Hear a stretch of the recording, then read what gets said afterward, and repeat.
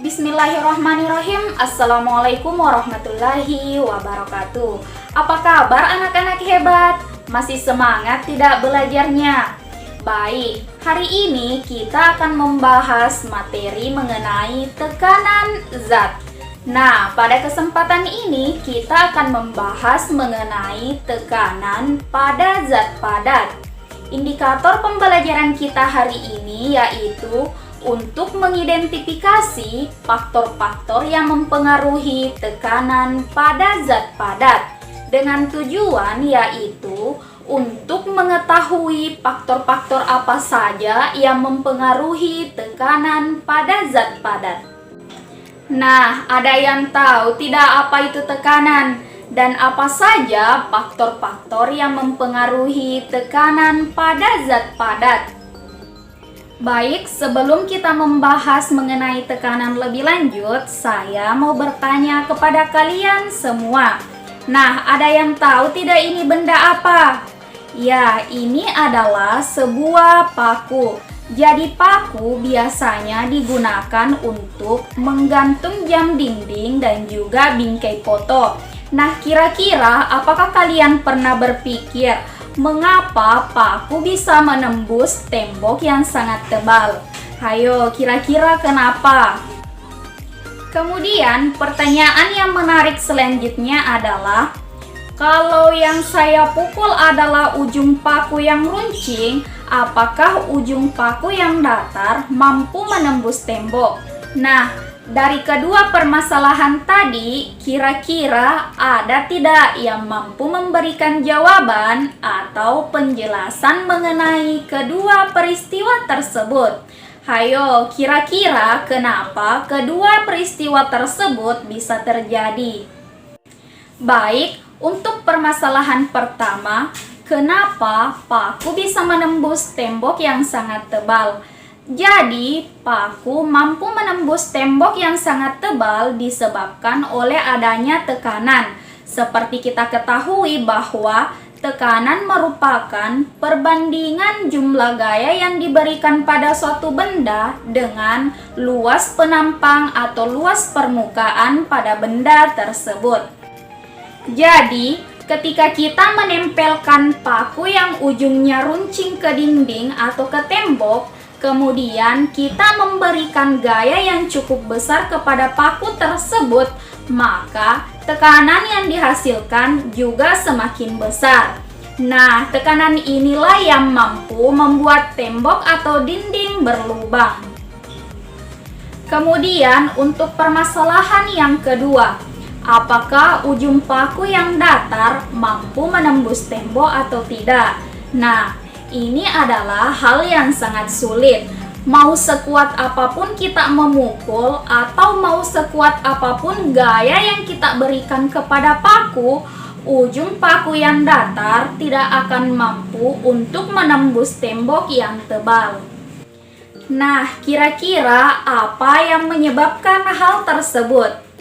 Jadi, tekanan yang dihasilkan oleh paku yang ujungnya runcing lebih besar daripada tekanan yang dihasilkan oleh paku yang ujungnya datar. Nah, untuk lebih lanjut mengetahui hal tersebut, simak video percobaan berikut ini.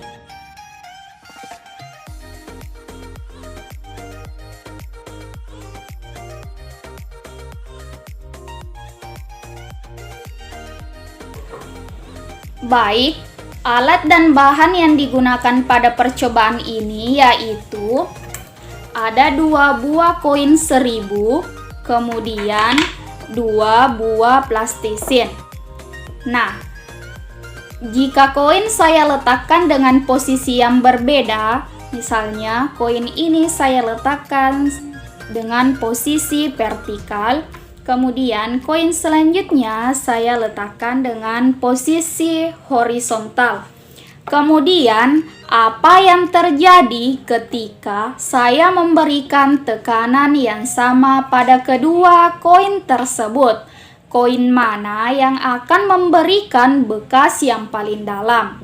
Coba kita lihat. Kemudian kita buka.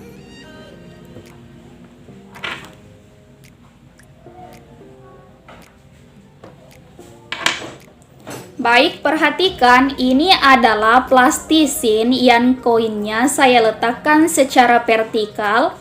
Sedangkan untuk plastisinnya ini, koin saya letakkan dengan posisi horizontal.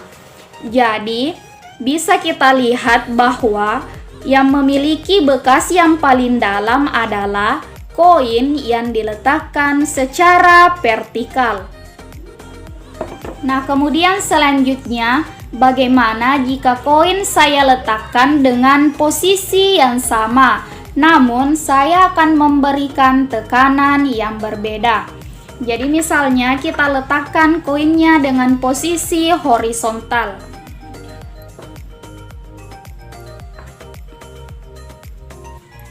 Coba perhatikan, untuk koin yang sebelah sini saya beri tekanan yang besar. Kemudian selanjutnya untuk koin ini saya beri tekanan yang kecil. Nah, kira-kira koin mana yang akan memiliki bekas yang paling dalam? Baik, kita buka koinnya.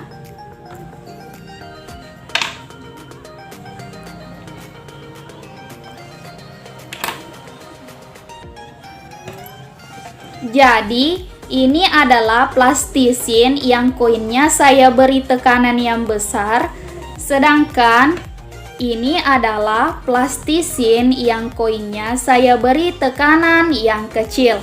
Nah, jika dibandingkan keduanya, maka yang memiliki bekas yang paling dalam adalah koin yang kita beri tekanan yang besar.